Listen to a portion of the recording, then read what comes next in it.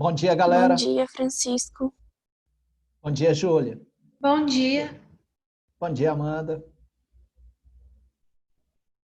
Todo mundo bem? Todo mundo na paz? Bom dia, professor.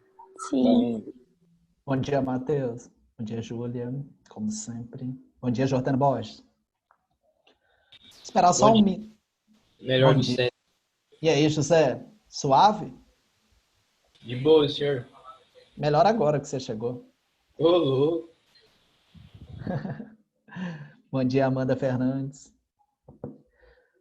Tudo jóia, Amanda Borges. Ô, Jordana Borges.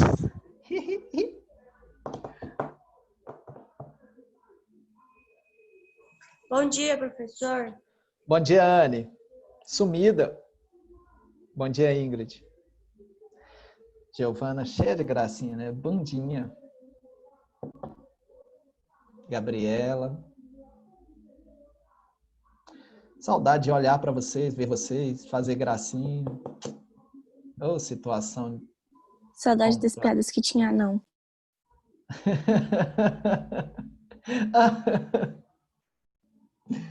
Eu só contei duas, hein? O politicamente correto me fez parar de contar piadas. Quem fica o responsável pelas piadas agora é só O Marcos. Bruno, né? O Bruno e Pensei o que era uma. Marcos. Não, sacanagem. Nossa. Só piada ruim. Giovana, eu não sei, viu? Porque eu tenho uma novidade para contar se tudo acontecer em dezembro. E se acontecer, pode ser que isso aí seja verdade. E aí, Não é vai em ficar... novembro, professor? A minha novidade É. é no finalzinho de novembro para dezembro. Bora começar a aula em alto nível. Obrigado por vocês estarem aqui. Vai ficar curiosa. Nada. Obrigado por vocês estarem aqui. Já vou adiantar para vocês um ótimo final de semana, viu? Bora começar a aula.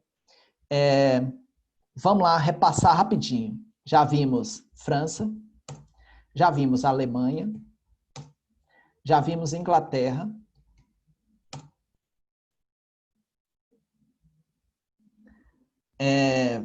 e estávamos começando a ver...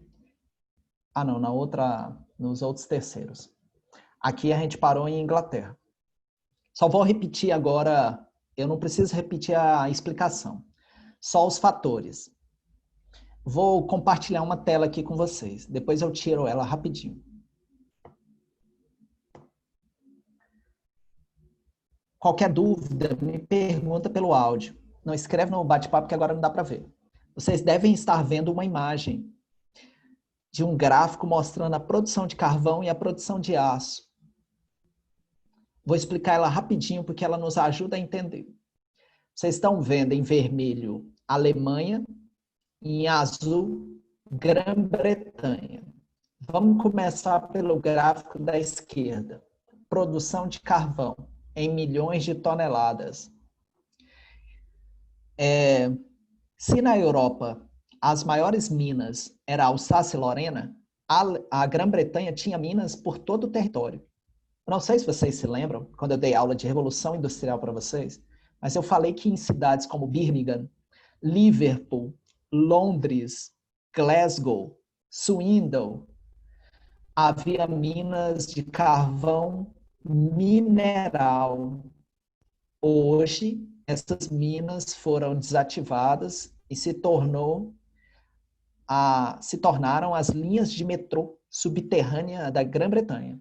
Lembrando que o Canal da Mancha, que liga a França à Grã-Bretanha, ela se inicia por uma ex-mina de carvão mineral. Ou seja, hoje todas elas praticamente foram desativadas, mesmo porque com a queima do carvão há uma emissão muito grande de CO2 na atmosfera. E hoje não é uma fonte de energia utilizada. O país que mais utiliza carvão no mundo atualmente é a China. Não quero entrar nessa discussão. mas é importante depois dar uma lida sobre isso. Presta bastante atenção em mim agora e nas palavras que eu vou dizer. Olha para os números lá embaixo. 1860, 1880. Quando é que foi a guerra entre a Alemanha e França? Ou, melhor dizendo, entre a Prússia e a França? 1870. E se você olhar mais ou menos no meio de 60 para 80, você vai ver que o gráfico começa a subir. É compreensível de você imaginar assim. Os caras tomaram em 1870, Alsácia e Lorena. Até começar a produzir, leva um tempo. Mas já começa a produzir. Até começar a produzir e explorar muito, vai uns 10, 20 anos. Verdade. Mas quando começou, vocês notam que o gráfico começou a ter uma ascensão até chegar quase o nível da Inglaterra. O que significa, então, que a Alemanha estava produzindo aço a todo vapor? Aí, a gente olha para o outro gráfico, produção de aço. A produção começou a subir de tal forma que eles ultrapassaram a Inglaterra. Quais eram os objetivos da Alemanha? Se tornar a maior potência do mundo e ter a maior frota naval do mundo. Isso vai gerar atritos com a Grã-Bretanha, atritos comerciais. Lembrando que a Alemanha fez dumping, ou seja, baixou os preços do aço, quebrando muitas indústrias, muitas siderúrgicas, metalúrgicas, gerando questões diplomáticas e atritos, que vai ser uma das razões da guerra. Deixa eu mostrar outra imagem aqui para vocês. Espero que vocês estejam vendo bem. Vou fazer um risco. Se a gente pegar mais ou menos daqui até aqui, ó, não é mais ou menos assim, eu não sou muito bom para desenhar. Mas o sonho da Alemanha era construir uma estrada de ferro que saísse de Berlim e cortasse toda a Alemanha, a Áustria-Hungria e todos os países que estavam sob domínio da Áustria-Hungria até chegar em Istambul, na Turquia. Vou repetir isso porque eu ainda não tinha falado disso. Por que eu não tinha falado disso? Daqui a pouco eu vou citar o livro que eu descobri isso ontem. A Alemanha queria construir uma estrada de ferro que cortasse toda a Alemanha, passasse pela Áustria-Hungria, passasse pela Romênia. Esses países aqui, na verdade, são países que estavam sob domínio da Áustria-Hungria, mas que passasse por essa região. Deixa eu fazer outro desenho aqui. Essa região aqui, ó, vocês vão chamar essa região de Balcãs. Essa região tem muitos conflitos.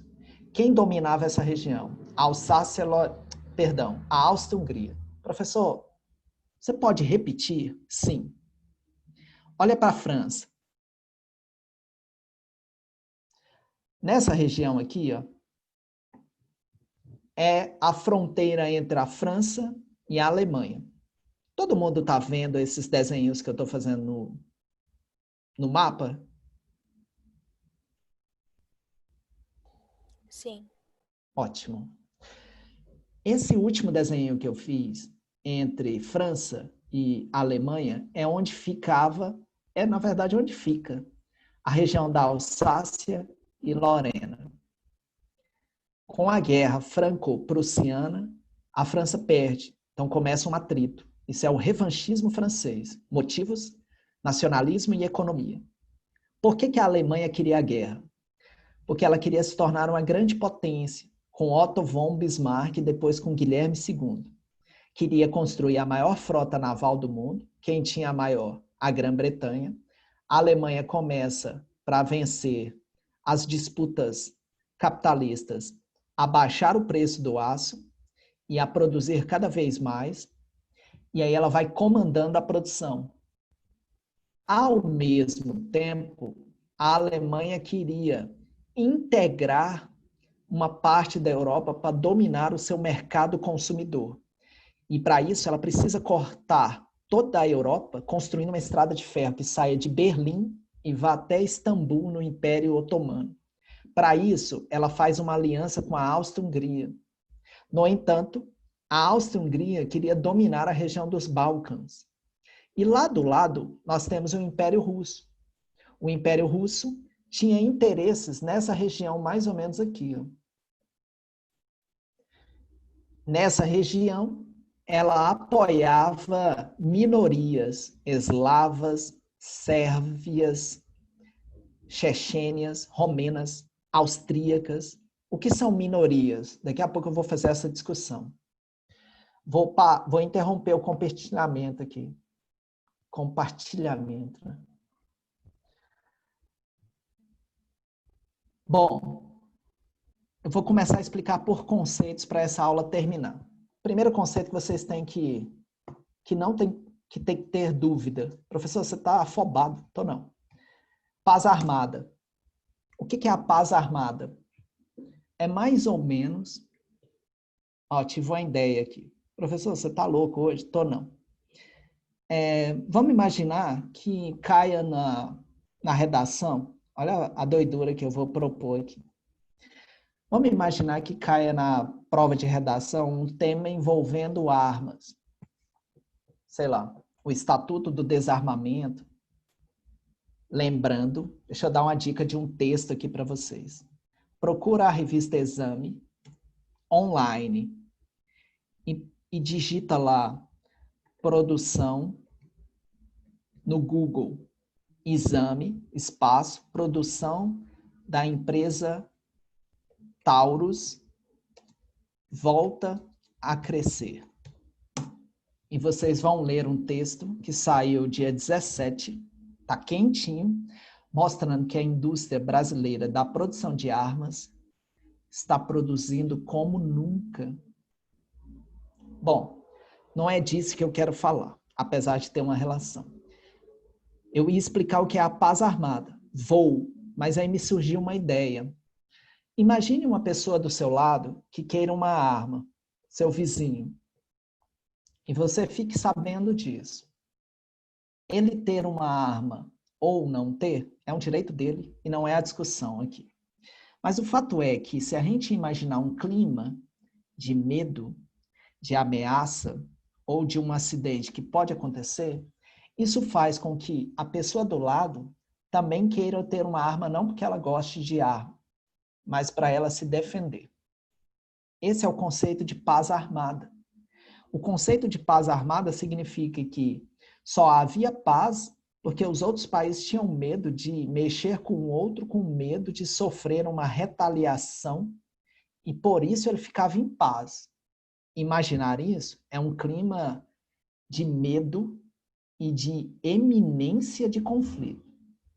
Olha como um conceito da história, eu vou colocar novamente, conceito entre aspas, paz armada, pode ser uma ferramenta, pode ser uma alusão histórica num primeiro parágrafo, dependendo da sua criatividade. A questão da violência na sociedade brasileira, você pode usar uma alusão com a Primeira Guerra e a formação das alianças e a questão da paz armada. Vamos lá, objetivamente. Alguma dúvida no conceito paz armada?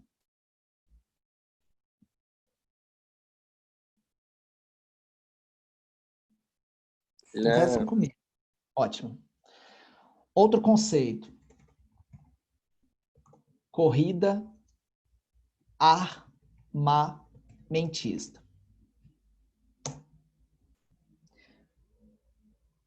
A corrida armamentista ocorreu quantas vezes na história humana? Infinitas vezes. Quais as mais tradicionais? 3. Antes da Primeira Guerra, antes da Segunda Guerra e durante a Guerra Fria. Há um conceito de corrida armamentista na Guerra Fria. É uma corrida mais aeroespacial e atômica. A corrida armamentista antes da Segunda Guerra é muito parecida com a primeira. Mas aqui é mais conhecida é a da Primeira Guerra Mundial. Deixa eu mostrar algumas imagens aqui para vocês.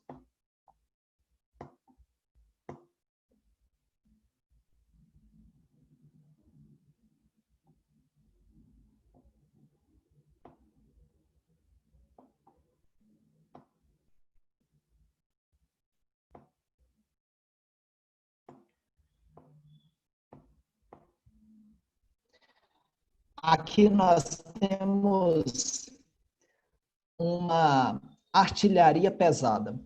Essa artilharia foi criada pelos franceses e ingleses.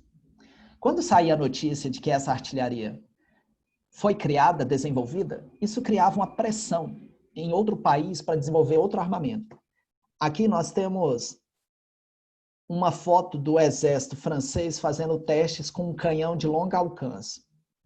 Esses testes saíam em jornais, eram falados pelos rádios, saíam fotografias nos jornais que vendiam pela Europa. Isso criava uma pressão e um clima. Esse clima é tanto a paz armada quanto a corrida armamentista. Aqui a gente vê uma foto da fábrica de bombas na Inglaterra. Se vocês olharem, quem está trabalhando são crianças e principalmente mulheres. Daqui a pouco a gente vai fazer uma discussão sobre isso. Aqui nós temos uma pintura de uma metalurgia. Os caras estão fazendo chapas de aço. Aqui nós temos um encoraçado Iron Duck, que é inglês. Depois eu vou falar disso. Aqui nós temos um submarino alemão. Aqui nós temos um caça-Fokker. Ainda há desses aviões preservados. Esse é alemão. Aqui nós temos um dirigível. Ele é alemão. Aqui nós temos um tanque de guerra, o Mark I. É inglês. Aqui nós temos o Mark I feito em outro design.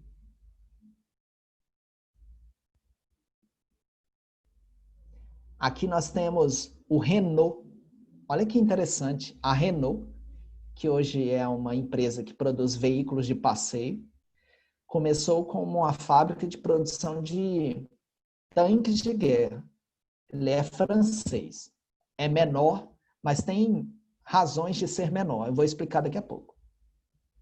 Aqui nós temos uma foto dos caras usando máscaras. Aí colocavam até nas mulas para protegê-las dos gases desenvolvidos inicialmente pelos alemães. Depois eu mostro essa imagem aqui.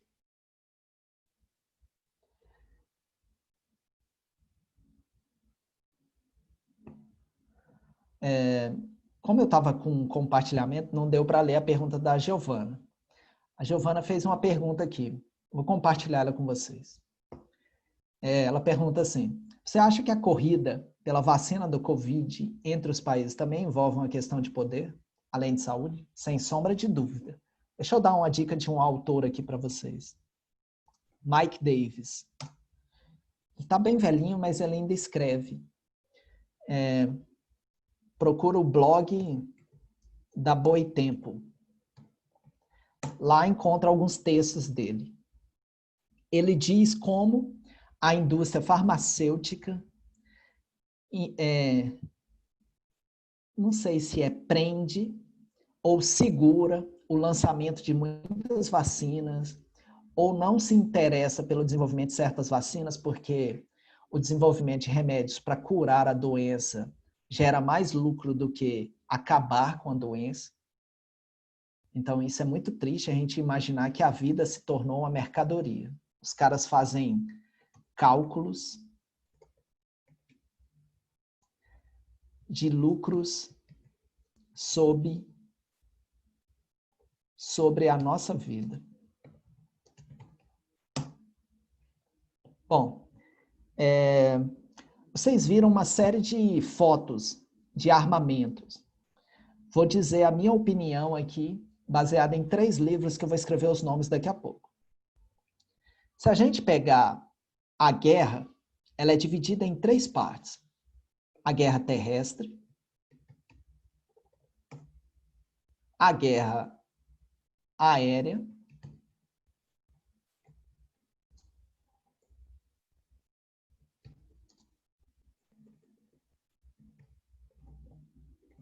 Francisco, você não sabe escrever? Sei sim, velho.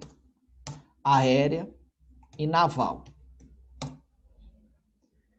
Quem dominava a guerra terrestre? Sem sombra de dúvida, se alguém estiver pensando, o exército alemão.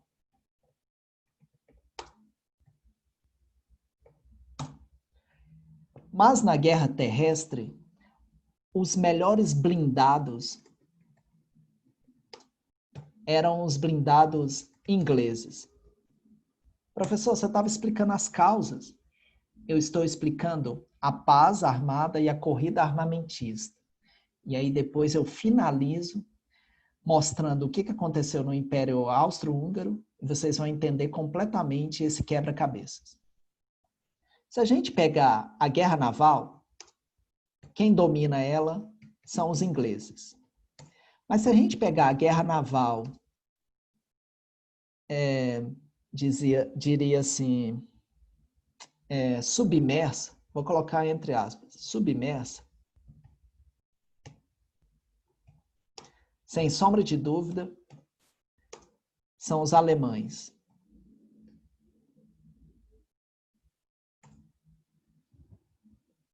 Se a gente pegar a artilharia,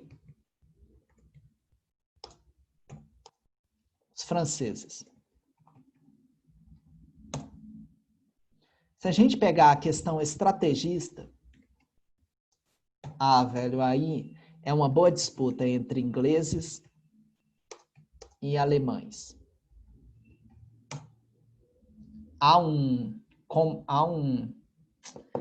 Eu acho que ele é um tenente-coronel do exército alemão que durante muitos anos, com apenas 2.000 homens, ele dominou a região norte da África. Depois, na Segunda Guerra Mundial, outro comandante, eu não sei como os caras conseguem ser tão hábeis na estratégia da guerra de guerrilha.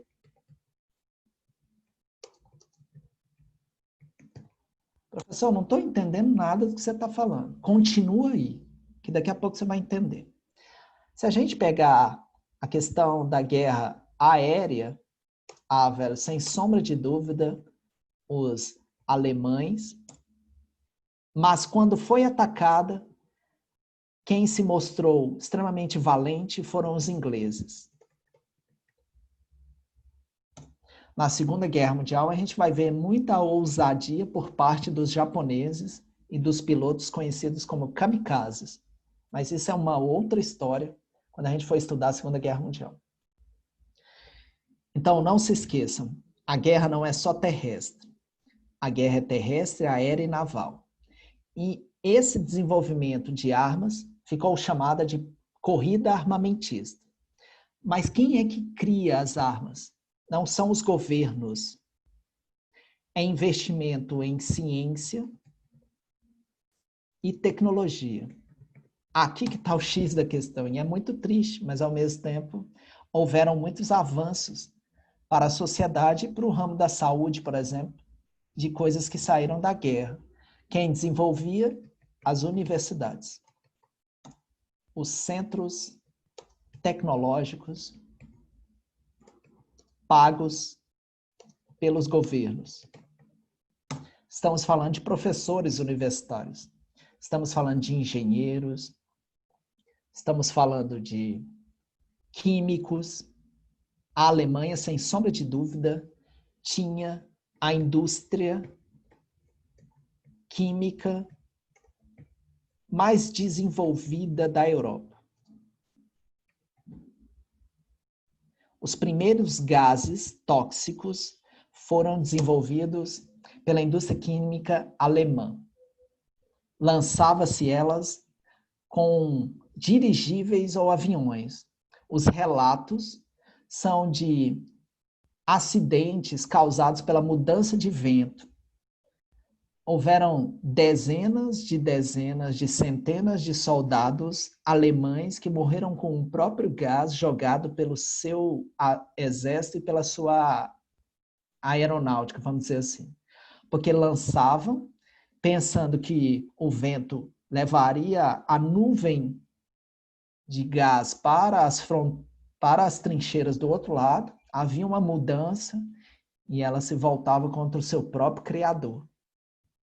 Até que chegou um ponto onde, mais ou menos em 1917, todos os governos, mesmo em guerra, resolveram fazer uma reunião e falar assim, olha, vamos parar com a indústria química, com as armas químicas, porque é muito complexo.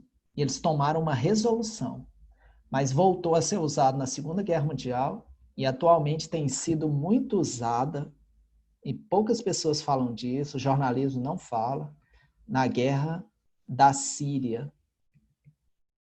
Para quem acompanha os noticiários, há uma rede de TV, você encontra ela na internet, a Al Jazeera, que é uma rede de TV do Oriente Médio. Professor, mas você sabe falar árabe? É óbvio que não. Mas um pouquinho de inglês a gente entende. E uma coisa que é universal são as imagens. As imagens que a Al Jazeera mostra de bombas lançadas pelo exército russo, pelo exército estadunidense, pelo exército francês, inglês, em sírios, em fundamentalistas, é muito triste, porque queima a pele, e aí pega civis, pega crianças, pega idosos, pega animais. O animal não tem nada a ver com isso, mas ele vai ser queimado a pele. Para quem conhece algum dos tipos de armas químicas, o mais tradicional é o gás mostarda, que é meio alaranjado. Ele queima a pele. Havia um outro, que agora não vou lembrar o nome, que conseguia penetrar até na roupa dos soldados. Então a gente está falando de uma guerra que é, assim, violentíssima. Está fazendo sentido o que eu estou falando? Vocês estão entendendo? Porque eu Sim. estou pintando uma imagem da guerra. É importante eu pintar essa imagem para você viajar no tempo e sentir o drama. Bom, se formos ao núcleo da questão, a guerra tem algumas interpretações. A aula vai terminar do jeito que eu queria que ela terminasse. Vamos à história, aos historiadores. Há várias versões para as causas da Primeira Guerra Mundial. Vou citar 3 versões. Há um cara que escreveu um livro chamado Imperialismo, a etapa superior do capitalismo. Esse livro é um livro de esquerda. Ele foi escrito pelo Vladimir Yuri Lenini, mais conhecido como Lenin. A gente vai estudar esse cara agora na Revolução Russa. Qual que é a tese central desse livro que foi escrita em 1916? A causa da Primeira Guerra Mundial são disputas imperialistas pelo domínio da África, da Ásia e disputas entre as empresas produtoras de carvão e aço e químicas. Professor, você explicou isso? Sim, mas não só isso, porque eu acrescentei a questão do nacionalismo. Então, para o Lenin, a principal razão da Primeira Guerra Mundial são disputas imperialistas. Se você estiver lendo a sua apostila, você vai ver que ela dá como causa da Primeira Guerra disputas imperialistas. Qual que é a conclusão que você pode tirar? Ah, então a minha apostila é de esquerda. Pode ser. Eu acho difícil dizer isso porque estamos falando de uma empresa que quer lucro.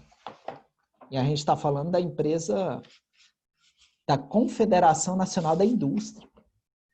Essa apostila é produzida pelo... Deixa eu olhar aqui quem é.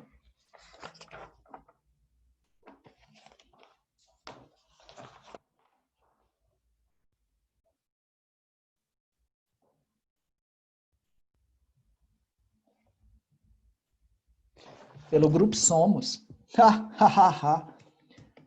O Grupo Somos é uma potência na área da educação. Olha para mim aqui. O Grupo Somos já dominou quase todo o ensino superior particular e agora busca dominar o ensino básico na produção de apostilas. É uma potência. Então, o que a gente entende? Presta bastante atenção no Francisco. A visão que eles estão usando não é uma visão porque eles são de esquerda. É uma visão porque quem escreveu esse capítulo pode ser de esquerda ou pode ser que ele acha que essa é a melhor versão para explicar a Primeira Guerra Mundial. Eu acho uma ótima razão para a guerra começar, mas só ela não ajuda a entender. Aí, o Francisco vai usar outro autor. Há um livro chamado Força da Tradição. Se a Isabela estiver me escutando... Ah, não, a Isabela é do outro... Não é a Isabela Stanislau. A outra, porque ela é muito... Enfim. A Schettini? Isso. Ela é mais de direita e ela gosta muito de entender a tradição. A Força da Tradição é de um autor chamado Arnold Mayer. É um alemão. O que ele vai dizer nesse livro? Que a resistência dos antigos impérios, principalmente alemão, russo e austro-húngaro, em não se tornarem potências capitalistas, porque se a gente pegar a Rússia, ainda era uma monarquia, com o czar Nicolau II. Se a gente pegar a Alemanha, ainda era um império, o Império Alemão. Depois de Otto von Bismarck, a gente vai ter Guilherme II. Francisco, você está falando informação demais, é muito rápido. Velho, é necessário. Então, para o Arnold Mayer, a principal razão da Primeira Guerra Mundial são as questões nacionalistas e a força das tradições. Concordo com ele. Professor, você concorda com ele e também concorda com Lenin? Por que não? Sai da sua caixinha. Quem fica usando só uma versão da história é um fundamentalista. Não é porque eu sou de esquerda que eu tenho que usar só o que a esquerda produz. Não faz sentido isso. Então, houve disputas imperialistas? Houve. Houve questões nacionalistas? Houve. Lembrando que Arnold Mayer era um conservador e um cara de direita. E o último livro que eu gostaria de citar, um cara que era comunista, chamado Erich Hobsbawm. Portanto, de esquerda. Mais um de esquerda, Francisco? Sim. Porque o Erich Hobsbawm, mesmo de esquerda, ele vai dizer que as principais causas da Primeira Guerra Mundial, num livro chamado Era dos Extremos, em outro livro chamado Era dos Impérios, e num livro chamado Era do Capital,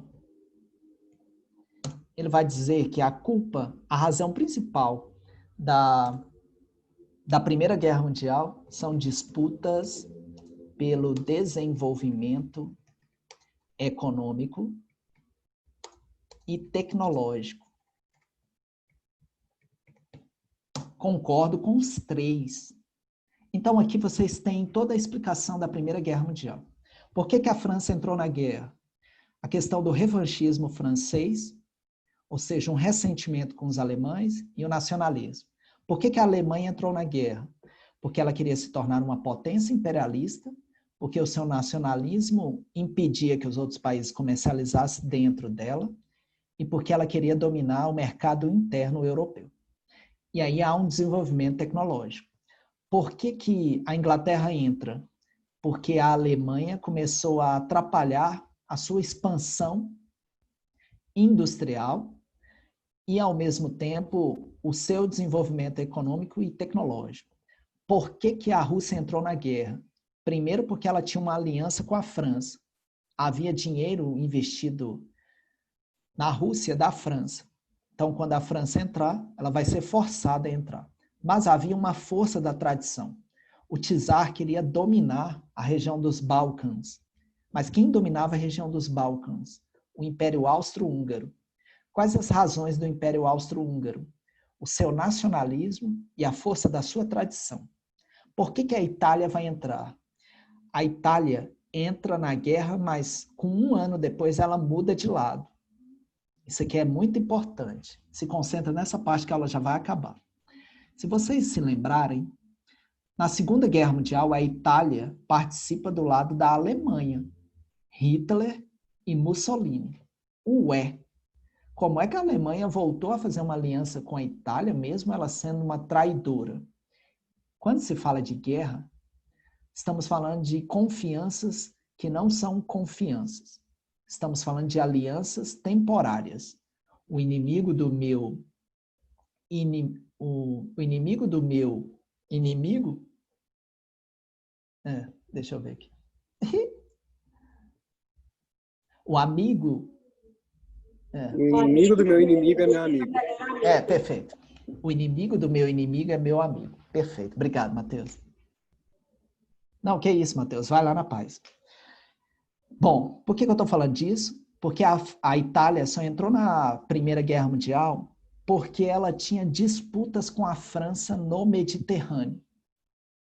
Quando começa a guerra, a gente vai ter de um lado a França fazendo um sanduíche e do outro lado a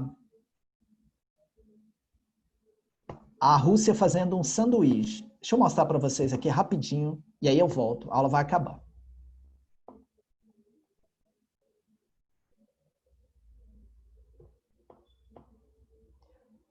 Olha para o mapa rapidinho. Vocês estão vendo Império Russo, vocês estão vendo França, vocês estão vendo Itália e Alemanha no meio.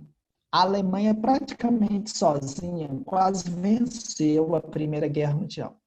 Mas qual é a estratégia que a França, a Inglaterra e o Império Russo pensaram? Espera aí, nós estamos na direita, nós estamos na esquerda e não estamos conseguindo. A gente precisa do apoio de quem está abaixo, porque quem está em cima, a Inglaterra luta com ela pelo Mar do Norte. Então, para criar um sanduíche, para prensar a Alemanha, a França prometeu um mercado consumidor e comércio no Mar Mediterrâneo para a Itália. E isso fez com que a Itália se bandeasse de um lado e fosse para o outro. Esse negócio, essa questão que você está falando aí, Jordana Santos, é só na Segunda Guerra Mundial, viu? Aí vai ter essa... ok, tudo bem. Aí é verdade. E essa dica aí, Eixo Roberto, os professores adoram, porque essas palavrinhas fazem com que a gente não esqueça, né? Depois eu tenho uma dica dessa para vocês também. E aí, a guerra começa no dia 28 de junho, quando o príncipe do Império Austro-Húngaro foi fazer uma visita diplomática na Bósnia e acabou tomando um tiro. Havia um integrante de uma organização secreta chamada Mão Negra. Os caras lutavam para ter a liberdade nacionalista. Professor, não estou entendendo essa parte. Depois que você der uma lida no capítulo, a gente ainda vai ter mais uma aula sobre a Primeira Guerra Mundial. Dá uma lida, vê um vídeo aula. O vídeo aula que eu coloquei lá é bem pequeno, mas bem objetivo, do Descomplica. É bem legalzinho. E se você tiver uma dúvida, você vem e pergunta na próxima aula. Esse cara vai lá e é morto por esse cara. Deixa eu descrever o episódio para vocês. O Francisco Ferdinando, ele era o próximo a assumir a coroa do Império Austro-Húngaro. E ele era extremamente autoritário e audacioso, para demonstrar que a monarquia, ou seja, a tradição do Império Austro-Húngaro, não se submeteria às tendências de separação, de desunião ou de lutas nacionalistas. Ele fez questão de ir na região mais conflituosa, que era nos Balcãs. E os Balcãs tinham um apoio velado da Rússia, porque a Rússia tinha interesse nessa região. Esse cara fez a visita, demonstrou que o Império Austro-Húngaro não daria independência para nenhuma região, para nenhum tipo de nacionalidade ou grupo étnico. E quando ele está saindo com a esposa dele para entrar num Calhambeck, que era um Ford T, o cara joga uma granada. Esse cara jogou uma granada, mas era uma granada muito antiga. Eu acho que a pólvora tinha molhado, de tal forma que ela não explode.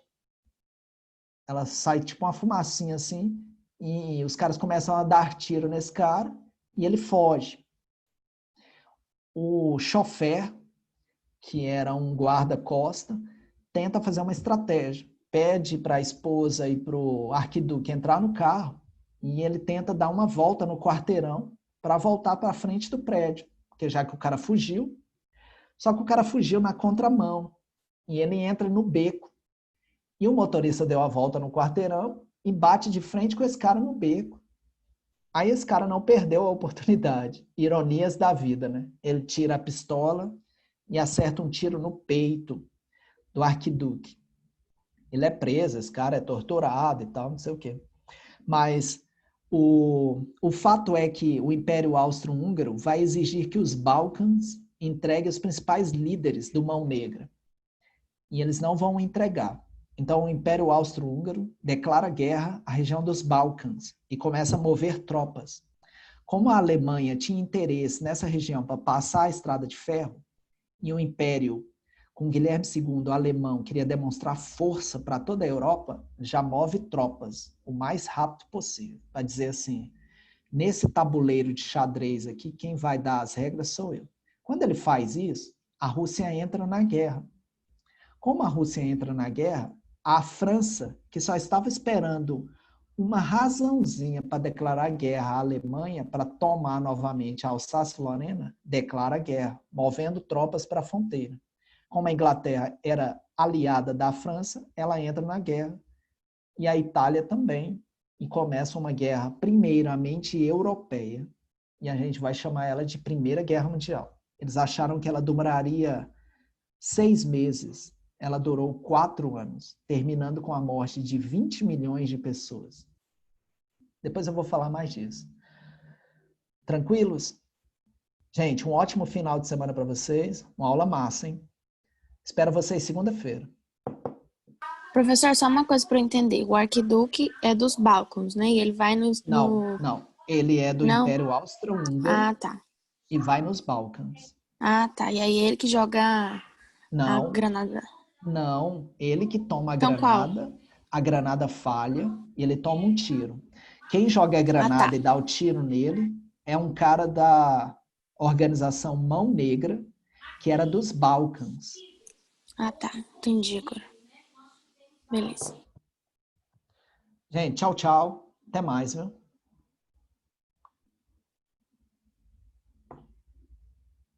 Falou, José. Um abração. Tchau, Iago. Tchau, tchau, Jordana. Tudo de bom.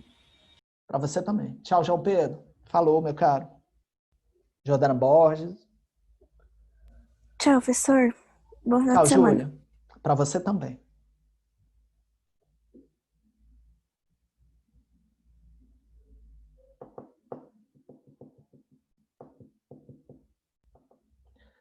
Falou, Eduardo.